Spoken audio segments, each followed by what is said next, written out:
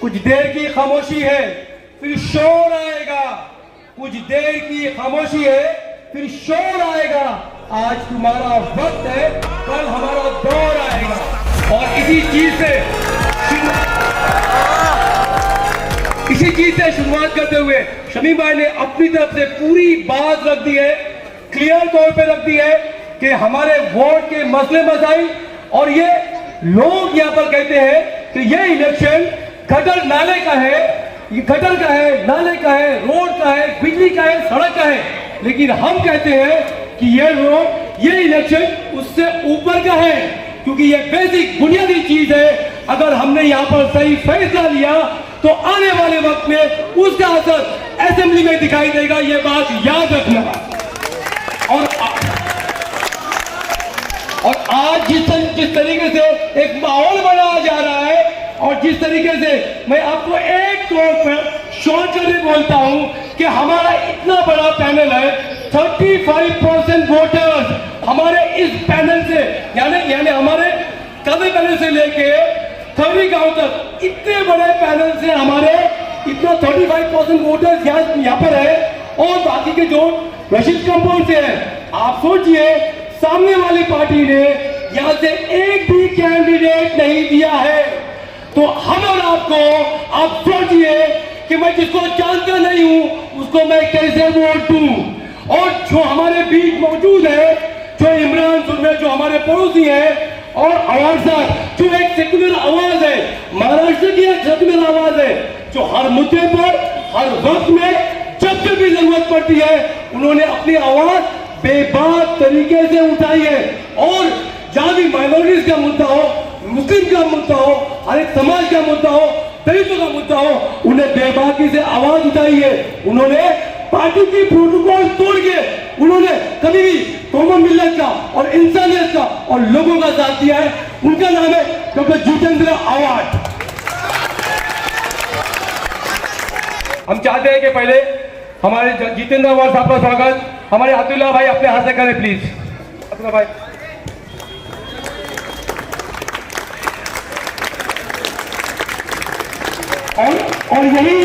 और यही चीज को अगर हमको आगे कायम रखना है तो हमको आगे भी इनका हाथ मजबूत करना होगा। और ये कॉर्पोरेशन इलेक्शन यही है, नहीं तो वही होगा। अगर आप वोट देंगे किसी को, वो पार्टी देखने में आपको नजर आती है कि ये है, लेकिन इनडायरेक्टली, डायरेक्टली और इनडायरेक्टली उसका अलायंस बीजेपी से है। यानी जब हमारे शहरों का मुद्दा होगा, हमारी बहु बेटियों का निकाह किया जाएगा, और फिर ये पार्टियां जिनको आप वोट देंगे, ये पार्टियां खामोश रहेंगी। और याद रखना कि ये शुरुआत है, ये गटर नाले का इलेक्शन नहीं है। आप हमारे कैंडिडेट को, हमारे लोगों को जब आप असेंबली में, कॉर्पोरेशन में जब आप भेजेंगे तो वो बेबाकी से आपकी बात रख सकेंगे। तो अभी आपको यह तय करना है कि आप एक सेक्युलर आवाज के साथ में है कि वो पार्टी जो बीजेपी के साथ में, उसके साथ में है। ये अभी आपको तय करना है, ये हम सबको तय करना है। और आने वाले वक्त में ये तमाम इलेक्शन जो हो रहा है, इसकी बुनियाद और इसकी वाहिद वजह यही रहेगी। हर सांप पे उल्लू बैठा है, अंजाम गुलिस्तान क्या होगा सोचिए ना। यहाँ पर हम जब देखेंगे हर जगह कमीशन खोरी, रिश्वतखोरी, भ्रष्टाचार, ये तमाम चीजें हम अपनी आंख से देख रहे हैं होते हुए। और हमने इस वक्त में सही फैसला नहीं किया, सही कदम नहीं उठाया, सही कैंडिडेट को नहीं चुना, तो आने वाले वक्त में फिर 5 साल हम इसी तरीके से रोते रहेंगे। ये बात याद रखना। और हमारे बीच में जो हमारे कैंडिडेट है, एक हमारा पड़ोसी है और दूसरा जो वो भी हमारे वोट में रहने वाला कैंडिडेट है, समीर खान। और इनके वालिद शमीम खान को कौन नहीं जानता, ये हमारे वोट के हैं। तो बाई डिफॉल्ट, बाई दायित्व, ये हमारा दायित्व और फर्ज है कि हम हमारे वोट के कैंडिडेट को जिताएं और पूरा समर्थन करें। क्योंकि कल कुछ होता है हमारे वोट में, हमने शमीम खान साहब से ये बात की, ये बात रखी हमने कि हमको पूरे पैनल को जिताना है।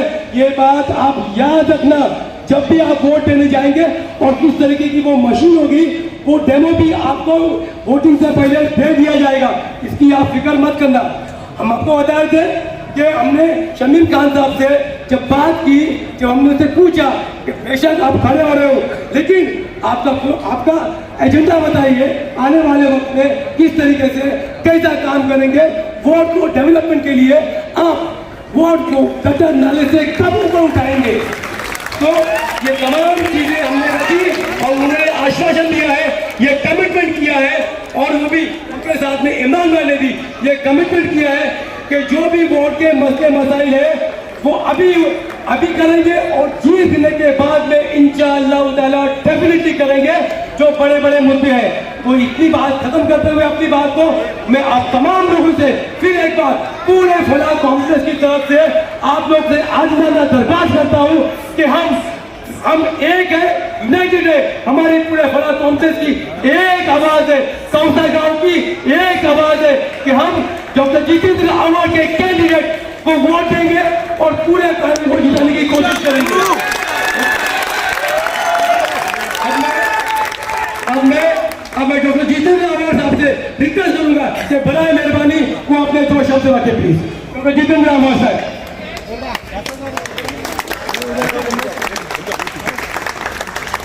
अस्सलाम वालेकुम।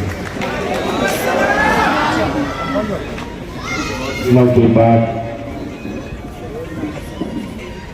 बड़ा कॉम्प्लेक्स में बोलने का मौका मिल रहा है, तो क्या मुमरा बदला है कि बदला नहीं है? बदला है। तो एक बदलाव के पीछे एक सोच थी, वो सोच किसकी थी? वो सोच चाहे कोई भी इनकार करे, वो सोच जितेंद्र आव्हाड। मैं आया था तब मैंने नारा लगाया था कि सोच बदलो, मुमरा बदलेगा।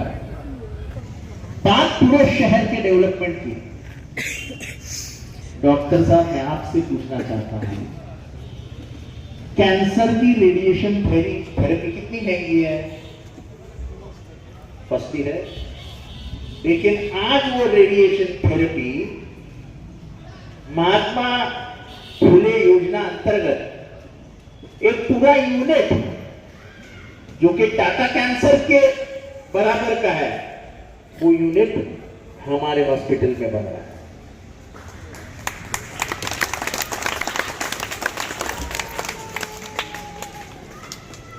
पूरा कैंसर का पूरा यूनिट हमारे यहां बन रहा है। आज वहीं पे 30 लाख लीटर की 2 टंकियां बन रही हैं। वहीं पे म्युनिसिपल कॉर्पोरेशन की नई इमारत चालू है। और मैं ये खयाली पुलाव नहीं बेच रहा हूं, यहां से किसी को भी लगे कि पत्रकारों को भी लगे कि जरा जाके चेक कर ले, तो जाके चेक कर।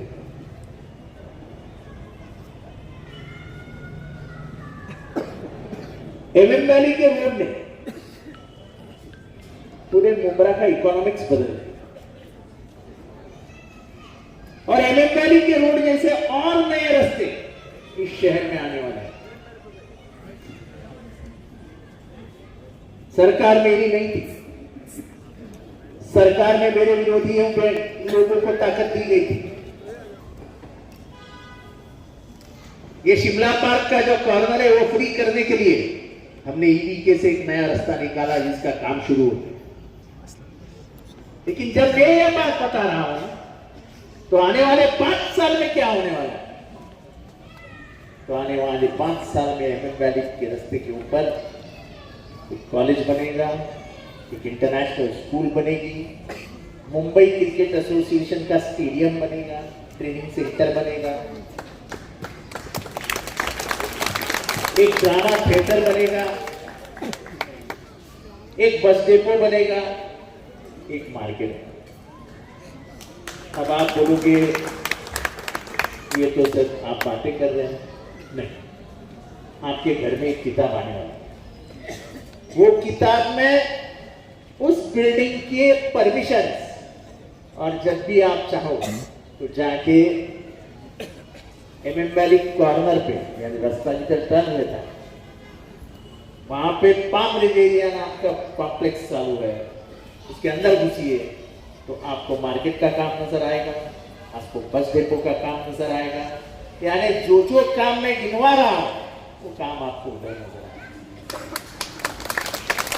आज सभी लोगों के ताल्लुकात बंबई से जाना है, सभी लोगों को मुंब्रा क्रॉस करके थाना से जाना पड़ता है। कुछ दिनों में आपको कल से लाइट मारना पड़ेगा और 15 मिनट में आप बिक्रोली चले जाए। काम 2014 में जब मैं मंत्री था तब मैंने मंजूर करके दिया, इसको बदलाव। और कोई भी शहर की तरक्की उसकी आमदनी को बदले। जो नौजवान अपने दोस्तों को शहर में नहीं बुलाते थे, वो नौजवान आज दोस्तों को शहर में बुलाते हैं, घर में बुलाते हैं। अब मैं हक से कह सकता हूं कि मेरा शहर मुंब्रा ये गोवंडी से अच्छा है, ये जोगेश्वरी से अच्छा है, ये मालेगांव से अच्छा है, ये भिवंडी से अच्छा है। आज मुंबई में कोई भी छोटा घर कोई मुसलमान बेचता है और नया घर लेने की सोचता है तो वो अपनी पहली पसंद किसको देता है? जोगेश्वरी गोवंडी को नहीं देता है, वो मुंब्रा को देता है। उसको मालूम है यहाँ अमन और शांति है, यहाँ डेवलपमेंट है और मुंब्रा बदलते रहेगा। एक तरफ मैं डेवलपमेंट की बात करता हूं तो दूसरी तरफ मैं सवाल पूछता हूं, क्या नीतीश कुमार को हक था मेरे पर्दा नशीन बहन के पर्दे को हाथ लगाने का? हक था उसको? और ऊपर से बेशरम बीजेपी वाले बोलते हैं पेड़े को तो हक लगा, अपने मां से भी ऐसी बात पर्दे की नहीं है, बात भारत के उसूलों की, भारत के संस्कारों की है। पर्दा यह भारत का संस्कार है, मुसलमानों में उसको पर्दा कहेंगे, तो हमारे भाषा में उसको हम घूंघट कहते हैं। यहाँ पे कोकणी मुसलमान कोई है? अरे तुझा है, आता है। महाराष्ट्र में उसको पदर कहते हैं, पदर। जो जिसको उत्तर प्रदेश में घूंघट कहते हैं उसको महाराष्ट्र में पदर कहते हैं। बात यह है कि आज भी औरत हो मर्द हो, अगर सामने बुजुर्ग है तो महाराष्ट्र में और उत्तर प्रदेश में हमारी माँ बहनें बिना घूंघट के, बिना पदर के बाहर नहीं जाती है। ये हमारे संस्कार, ये हिंदू मुसलमानों के नहीं है, ये स्त्री के लज्जा के संस्कार है। और उस लज्जा के ऊपर खींच लेना ये किसी भी मुख्यमंत्री, प्रधानमंत्री को शोभा नहीं देता है। तो ये सोच है तुम्हारी। एक तरफ घड़ी के निशान पे चुप के आया हुआ संग्राम जगताप नाम का आमदार बोलता है, लांडे मुंह मारो तांडे, क्या किया तुमने? वही आमदार उठ के बोलता है कि हम अहमदनगर में आप खरीदी करने जाओगे कहीं पे तो मुसलमानों की दुकानों में मत जाओ। ये कौन सी भाषा है? अरे दिवाली के दिन अताउल्ला भाई, वली भाई मेरे घर में आएंगे तो ईद के दिन बिरयानी खाने मैं उनके घर में जाऊंगा। ये हमारा भारत है, ये हमारे भारत है। और ये सोच को साथ में लेके चलने वाले हैं। सोच जब मैं रखता हूं,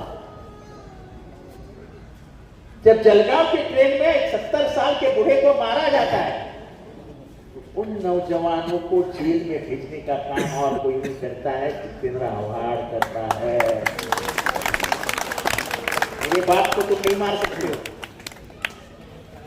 जब ट्रेन में राइफल उठा के दाढ़ी टोपी देख के गोली मारी जाती है तो उसके खिलाफ अगर देश में पहली आवाज उठती है तो मैं हक से कहता हूं वो आवाज जितेंद्र आव्हाड की उठती है। क्या मुझे बेटी नहीं है? क्या मुझे घर नहीं है? क्या मुझे मौत से डर नहीं है? क्या मैं सत्ता से हाथ मिलाना नहीं चाहता हूं? सब करना चाहता हूं, लेकिन गांधी, नेहरू, अंबेडकर के देश में सिद्धांतों से कॉम्प्रोमाइज नहीं करना चाहता। और यहां के मुसलमानों का मैं हमेशा सोचता हूं, 2 इलेक्शन यहां पे मेरे सामने मुसलमान कैंडिडेट कर दिए, यहाँ के लोगों ने 80% वोट जितेंद्र आव्हाड को दिए, किसी मुसलमान को नहीं दिए। ये मैं शक्ल से अच्छा हूँ, थोड़ा सा गोरा हूँ, आंखें खारी है, बिल्ली की आंखें हैं, इसलिए नहीं मिलते हैं। जो नाले का काम करता है, गटर का काम करता है, हर चीज में मदद को आता है, फोन करो तो फोन उठाता है, केम का काम हो, टाटा कैंसर का काम हो तो करके देता है, तब वो बोलता नहीं मैं आमदा हो जाऊं नगर के पास। हर काम में अपने साथ देने वाले वही लोग साथ देते हैं और वही जितेंद्र आव्हाड के साथ हुआ है। और इसलिए इस चुनाव में भी 2 विचारों पे लड़ाई है, एक डेवलपमेंट पे लड़ाई है, चलो आओ बाहर, चलो मेरे साथ, मैं दिखाता हूं कॉलेज कहां बन रहा है, चलो आओ मेरे साथ, मैं बताता हूं डेपो कहां बन रहा है। क्या ये डेवलपमेंट नहीं है? ये जो कैंसर हॉस्पिटल बन रहा है, ये क्या डेवलपमेंट नहीं है? मुंबई क्रिकेट एसोसिएशन का स्टेडियम में आना, क्या ये डेवलपमेंट नहीं है? 4 लाख का भाव 70 लाख पे जाना, क्या ये डेवलपमेंट नहीं है? अगर मैं उसके लिए जिम्मेदार हूं, ऐसा मानते हो, तो फिर मेरा हक मैं अदा करने आया, हक से आपसे कहने आया हूं कि मैं विधानसभा में लड़ूंगा, लेकिन नाले का काम करना है आव्हाड साहब, ये बोलने के लिए मुझे इमरान सुरमेन चाहिए।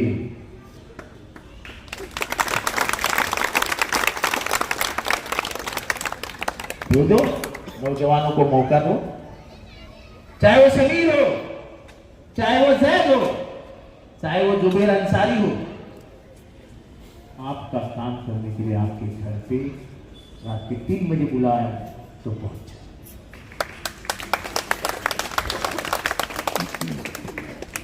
अब तो एक नया दौर शुरू है, जितेंद्र आव्हाड का साथ इसने छोड़ा एक प्रेस कॉन्फ्रेंस, जितेंद्र आव्हाड का साथ उसने छोड़ा एक प्रेस कॉन्फ्रेंस। आज मुझे बहुत अच्छा लगा सुल्तान साहब, आज मुझे बहुत अच्छा लगा कि जो लोग मिट्टी चोरी का आरोप मुझ पर कर रहे थे और जिसके ऊपर मिट्टी चोरी का आरोप लगता था, वो आज उनके साथ शामिल हो गए। तेरे सीधा मतलब था, मिट्टी चोरी गलत आरोप था, सिर्फ मुझे बदनाम करने के लिए किया। और मैं आज भी कहता हूं, जो कब्रिस्तान मैंने लाया 5 एकड़ का, वो पूरे भारत में और कोई ला भी नहीं सकता। आज कम से कम 10,000 कब्र वहां पे बनी हुई है। कहां जाते हैं ये 10,000 लोग अगर वो कब्रिस्तान नहीं होता तो? मिट्टी चोरी हुई नहीं थी, किसी ने मिट्टी चुराई नहीं थी। आरोप करने के लिए ठीक है, आरोप कर दिए, जिसके ऊपर आरोप किए आज हमारे साथ क्यों किए तुमने? इसका मतलब सीधा है कि कोई दोषी नहीं था, सिर्फ वक्त का खेल खेल रहा था। और इसलिए आने वाले चुनाव में कुछ और मत सोचिए, सामने रखिए एक चेहरा, नाम उसका जितेंद्र आव्हाड है, सामने रखिए उसकी निशानी उतारी और एक तरफ देखिए खिड़ी के पीछे हुआ छुपा हुआ कमल। अब क्या क्या दबाना पसंद है? जब आवाज ने दे दिया दिल खुश हो। मैं इतना ही आपसे कहना चाहता हूं कि बदलते हुए वक्त में मैं नहीं बदला, हालात बदलते गए, मैं नहीं बदला, क्योंकि मां के दूध को भूलना मुझे मेरी मां ने सिखाया। अब तो हालात ऐसे हैं कि वक्त बदलने पे लोग मां को भी बदलते।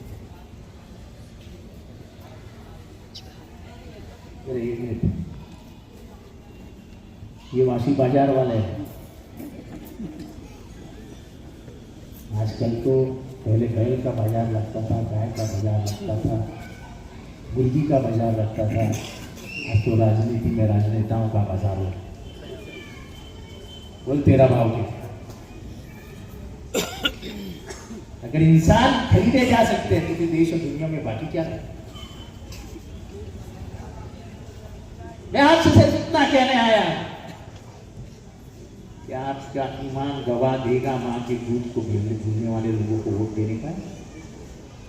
मैं आपसे पूछ रहा हूं कि आपका ईमान गवा देगा कि जिसको मैंने मां के जैसा प्यार दिया, जिसका हर मुसीबत में मैंने साथ दिया, तो मौका आता है आते ही रात के अंधेरे में बाप को अकेला छोड़ के भाग गया?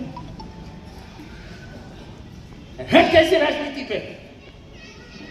आज भी मेरे को मौका मिल सकता है सबसे बोलने वाला आमदार हूं विधानसभा में, लेकिन मेरे 85 साल बीते शरद पवार साहब का साथ मैंने नहीं छोड़ा।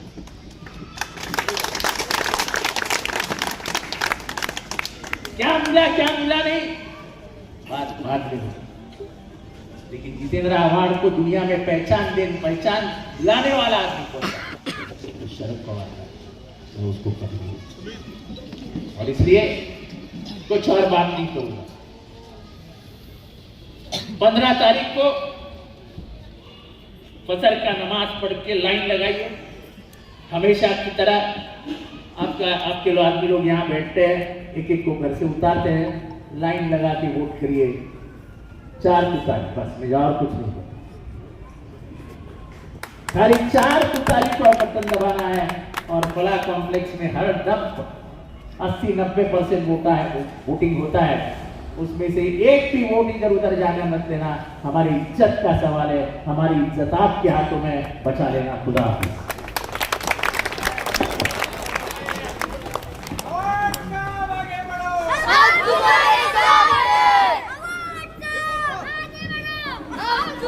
तमाम सभी लोग आए, आप लोगों का बहुत बहुत शुक्रिया। और